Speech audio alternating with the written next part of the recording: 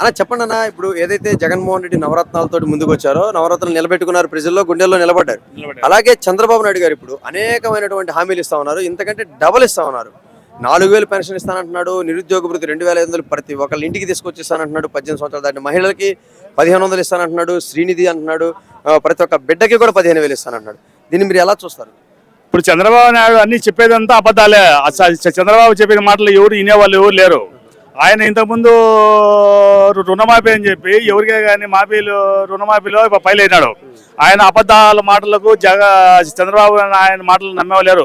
మన జగన్మోహన్ రెడ్డికి ఏమైనా కానీ చేస్తాడు, చెప్పింది చేస్తాడు అనేది ధైర్యం ఉంది.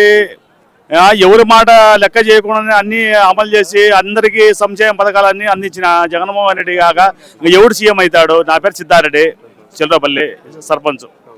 ముఖ్యంగా ఏదైతే చూస్తానా, కాంగ్రెస్ పార్టీ అన్యాయం చేసింది జగన్మోహన్ రెడ్డికి, రాష్ట్రానికి కూడా అన్యాయం చేసింది.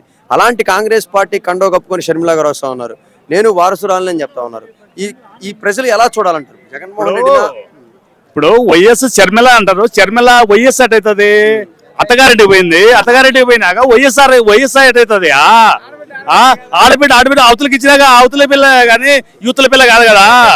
అదే భారతీయ చెప్పు, వైఎస్ భారతీయ వైఎస్ షర్మిల ఎటవుతుంది? అది కాంగ్రెస్ లో ఉండొచ్చు, ఇంకోటి ఉండొచ్చు. మాకు ఏదైనా కానీ నేను ఒక లీడర్ కావాలని ఓటు కావాలని ఉండొచ్చు, కానీ మనకు ఎట్లా అవుతుంది? మన ఆడబిడ్డ కాదు, మన వైఎస్ ఆయమ కాదు. ఇదే తెలంగాణలో పార్టీ పెట్టింది, కాంగ్రెస్ లో విలీనం చేసింది, ఇప్పుడు ఇక్కడ కూడా వచ్చింది. మళ్ళీ ఇప్పుడు తెలంగాణలో వైఎస్ఆర్ పార్టీ పెట్టింది, ఆడ గెలవలేక ఏదో మళ్ళీ ఈడ ఎందుకు గెలుగుదామని కాంగ్రెస్ లో జరగడం తప్పు కదా. అది జగన్మోహన్ రెడ్డి దగ్గరకు వచ్చి అన్నా నేనున్నా, నీ ఎంతమంది కానీ రావచ్చు కదా మన ఆడబిడ్డ అయితే. చెప్పండి అన్న, ముఖ్యంగా మీ కాన్స్టిట్యున్సీ 7 కాన్స్టిట్యున్సీకి ఇన్ఛార్జి ఎలా ఉన్నారు? అవినాష్ రెడ్డి గారి పనితీరు ఎలా ఉంది? అవినాష్ రెడ్డి ఎలా పరిపాలన చేస్తా ఉన్నారు? అవినాష్ రెడ్డి సూపర్ పరిపాలన ఉంది. అవినాష్ రెడ్డి మాత్రం 7 నియోజకవర్గాల్లో 7 కాన్స్టిట్యూషన్ లో చాలా ఇదిగా ఎవరికైనా కానీ పోయిన వాళ్ళందరికీ పలికి ఇదిగా పర్ఫెక్ట్ గా చేస్తున్నాడు.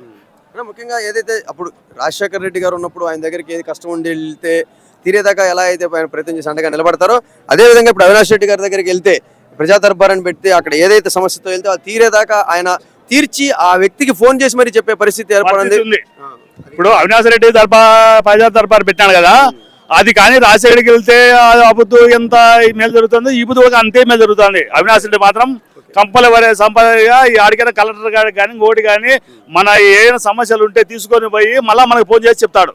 అన్న, ముఖ్యంగా ఏదైతే అవినాష్ రెడ్డి గారి మీద విమర్శలు ఉన్నాయో, సొంత కుటుంబం వాళ్ళే సునీతమ్మ గారు ఆరోపణలు ఎదుర్కొంటా ఉన్నాడు, ఇంత ప్రజాసేవ చేస్తూ కూడా.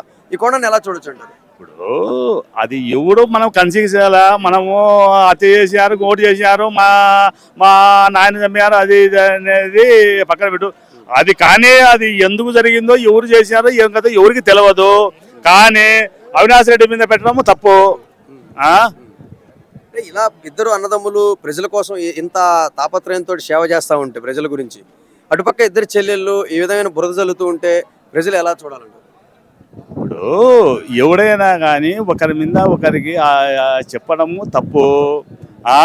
వాళ్ళు కానీ వాళ్ళు ఎందుకు మేము లీడర్లు కావాలనుకుంటున్నామో, అవతల అది తెలుగుదేశాన్ని కాంగ్రెస్ అందరినీ తొక్కి మా ఆయనను పైలో తీసుకురావాలని ఉన్నారో అది ఎవరికి తెలియదు. అది మనసులో పెట్టుకొని ఆ పక్కన ఉండి నన్ను నరుక్కుంటూ రావాలని ఈ పక్కకు ఉన్నారు షర్మిల గారు, సునీతమ్మ గారు అందరూ. ఓకే.